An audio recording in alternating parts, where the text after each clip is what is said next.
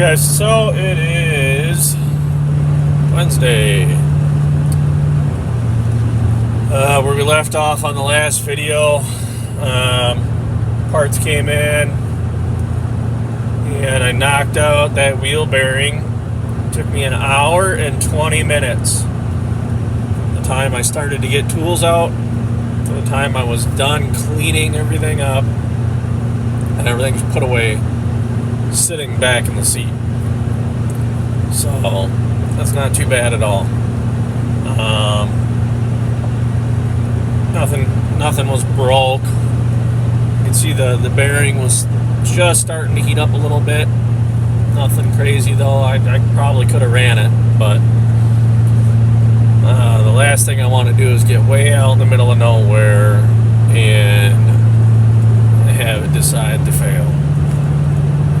That's when you get upset. So we had the time anyways, just knocked that out and we went to bed. And we got up pretty early. Got about 4 in the morning. We wanted to push through the Minneapolis area before that started getting too crazy. Right now we're in North Dakota, and climbing the hills, as you can probably hear the truck jumping gears here.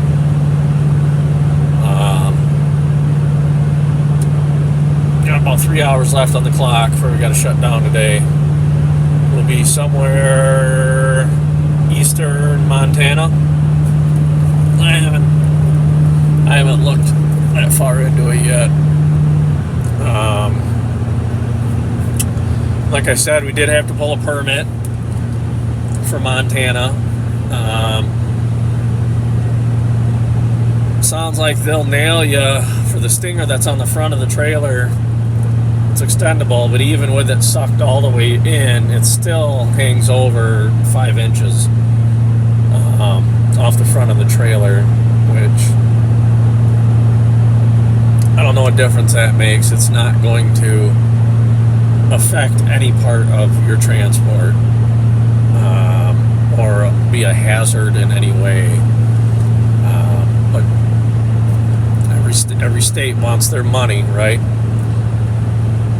So Montana gives you an option. You can buy a single trip permit, which costs $10, or you can buy what's called an annual. A lot of guys like to call them a blanket permit. It's usually good for all year, 12 months usually. So I opted. It costs you $75 for the blanket, but that's unlimited trips. And it gives you certain dimensions. I have it tucked away now. It super exceeds any size I would ever be. It's like 15 6-foot tall, like 12 foot wide, 95 feet long. It's just a general oversized blanket permit,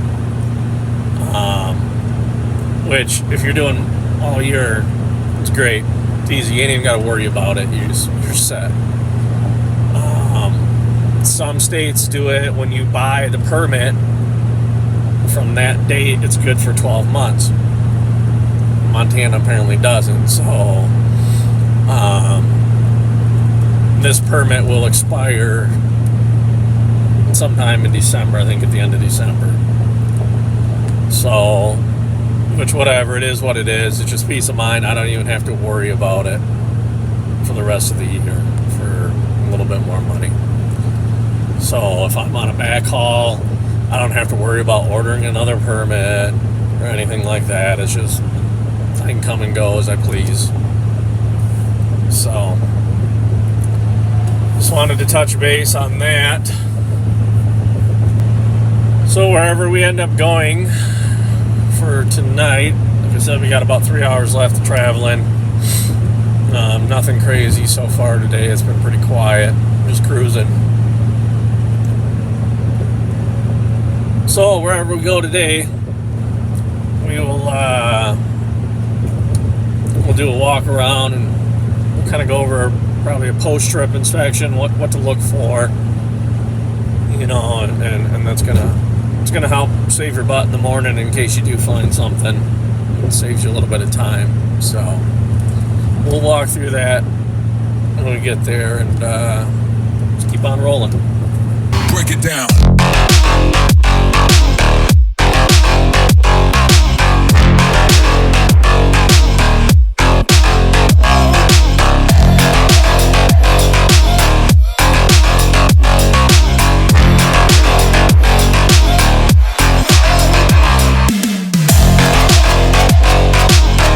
Alright guys, well, we made it to, we're a couple miles away from Miles City, Montana. I had to tuck it up in a rest area. We're just about out of hours for today. We weren't going to be able to make it all the way to Miles City. So, this was the last stop before we would have been stuck in the middle of nowhere, throwing it off on a ramp or something. Some states don't like that. So let's go ahead and let's go walk around. We'll go over the post trip. Some kind of things to be looking for. Obviously this pertains to like the flatbed stuff. Single poles are kind of the same. A couple different things. You have a lot less to look at in single poles, but let's go ahead and take a walk around, and we can call it a day. Alright guys, so it's kind of doing a walk around, obviously check all your lugs and stuff like that. On your vehicles, that's going to be the same. But for flatbed, see what we're going to be looking at is we're going to be making sure that those, let's see if it'll zoom in or not. The sun's just kind of nailing us. It's 98 degrees out here right now. So make sure those pins are all in. Make sure the tongue pin is locked. Safety chains are still on. Make sure your propane tanks are still tight. Those things tend to come loose a little bit. Obviously we're making sure that nothing hit the campers and stuff, but straps, these things got to be nice and tight. Make sure those are tight. Make sure none of your lugs are falling off your tires. My boxes are shit. Those handles like to keep turning. I don't know why. Kind of stay out of the sun a little bit here, and you can get a little bit better view. So same concept here. We're just making sure that that's still all connected. It's all there, just the way we put it. Nothing's missing, and just kind of redoing this strap quick. Caps have to be on during transport. See a lot of guys flying around with them off. You're gonna get in trouble for that. So everything here is looking good. Tanks are on. Ladder's still up there, still taped. These little racks, they got pins. There's pins that hold those arms up. Make sure those don't fall out. Your tires are good.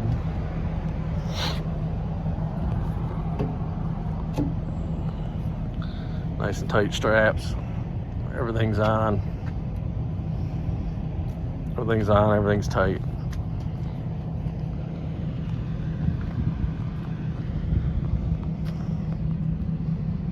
Back here for flatbeds, you got to make sure we got all that stuff. The ramps, pins in. But do the same thing. We'll come down this side. You're making sure all your straps, your tires, nothing looks crazy, nothing looks out of place. Make sure you got your pins are all locked in there. sometimes these pins start to work out. I see that one's out a little bit, but it's still got the key on the back, so that's fine.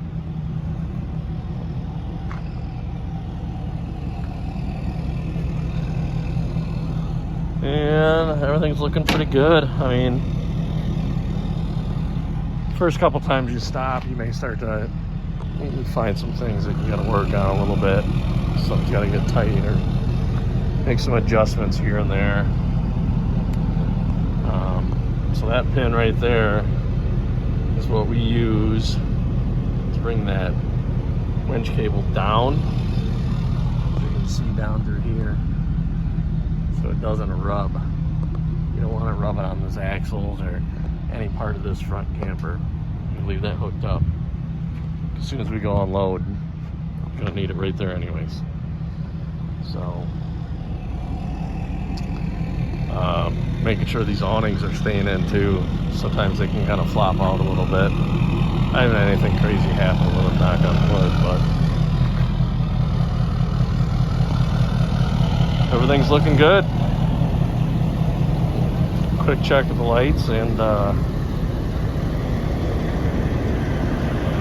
be done for the day. So other than that, tomorrow we should be darn close. Flip it around quick. So tomorrow we should be darn close to the delivery spot. I called them today.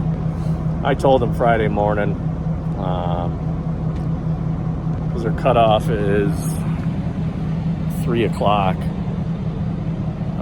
So I wasn't sure if I was going to make that or not. But we will be darn close to being there tomorrow. If we're not there, we're just going to have a little short little zip on Friday morning to get in and we'll get these off and see what we got going back. As soon as you leave with these units, what I like to do is I get a hold of, we have a dispatcher for reloads. I get a hold of them right away and let them know what time, not what time, but what day I'm looking at being out there, and so they can start looking, kind of get a heads up. Makes everybody's life a little bit easier instead of last minute saying, hey, I'm empty, what do you got? They don't even know you were on your way out. So keep that in mind. Other than that, it's a pretty easy run.